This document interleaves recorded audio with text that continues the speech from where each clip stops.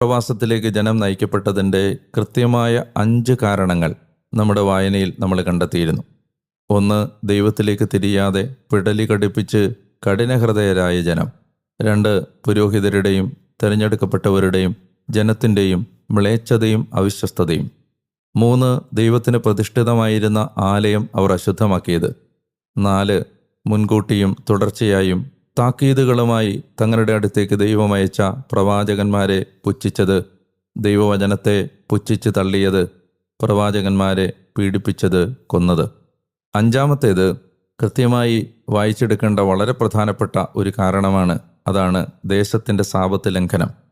ഓരോ 7-ാം വർഷവും ദേശം ആചരിക്കണമെന്ന് ദൈവം കൽപ്പിച്ച സാബത്ത് ആചരിക്കാതെ അത്യാഗ്രഹം മൂത്ത് ജനം സാബത്ത് ലംഘിച്ച ഓരോ വർഷത്തിൻ്റെയും കണക്ക് കൂട്ടുമ്പോൾ അത് ഏതാണ്ട് 70 വർഷമായിരുന്നു. ആ 70 വർഷം ജനം നാടുകടത്തപ്പെട്ട്